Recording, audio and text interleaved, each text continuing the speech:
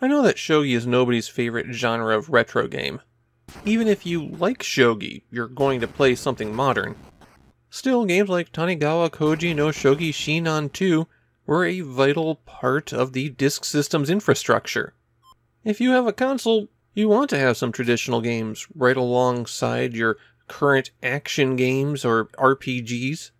They help pull in a few more customers. In fact, I used to know someone who had a Super Famicom and exactly one game, which was a shogi title. So even if they don't matter now, almost 40 years later, they mattered then. Before I really get into this game, though, you need to know what shogi is. And that starts with Chaturanga. Chaturanga was a board game invented in India roughly around 500 CE.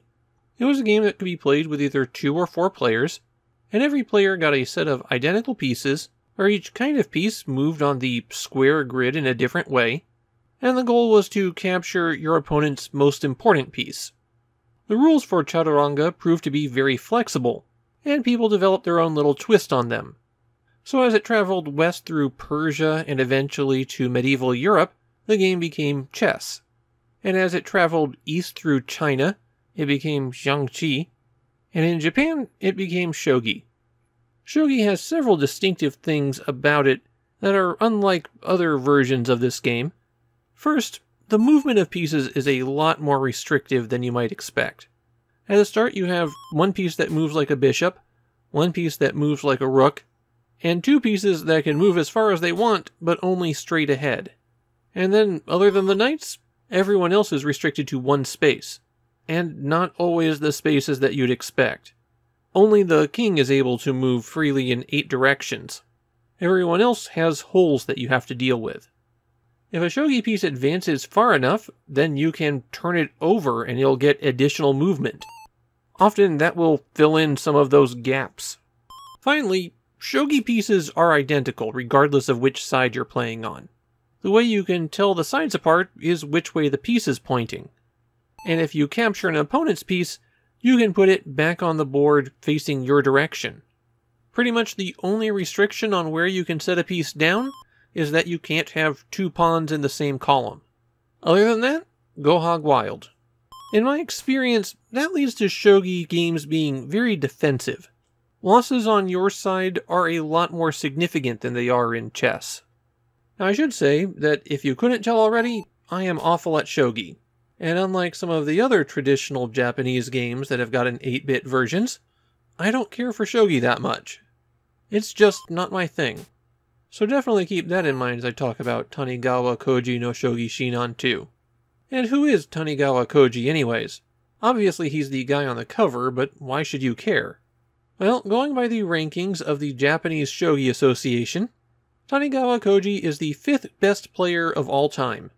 He was the youngest shogi master ever when he achieved that title, and so in the 80s he was kind of the poster child for the new generation of shogi players.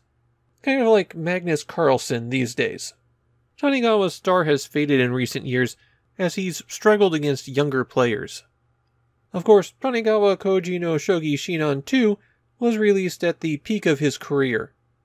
Tanigawa's contribution to this game really seems to be a set of shogi problem modes. In one mode, it's all reduced to just a few pieces on the board. And here you can freely move and try to figure out what you need to do. In the other, the entire board is populated, and you're given your choice of a few different possible moves. As for the mode where you play against the computer, it's straightforward enough. One weird aspect is that if you hit the start button, it restarts the whole game. And if you hit reset, it doesn't take you back to the main menu, it takes you right back to playing shogi. As you might guess from the title of the game, Tanigawa Kouji no Shogi Shinan is part of a series. This is the only one that's released on the Famicom Disk System, however. The game was re-released as a Famicom cartridge a few months later, and the next game in the series is on the Famicom itself.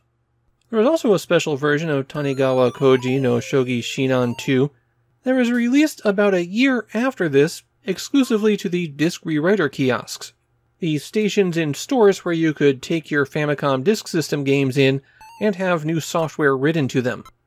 That special version replaces all of the Shogi problems in the game, giving you a new set of 40 problems to solve. Naturally, this is the kind of game that doesn't get a lot of attention these days. Nobody plays it, nobody even remembers it. And that's just the fate of this kind of game.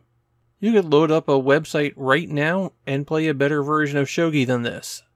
Tanigawa Kouji no Shogi Shinan 2 doesn't even have historical significance. This is the kind of game that just fills out a system's library, and it really doesn't do anything more than that.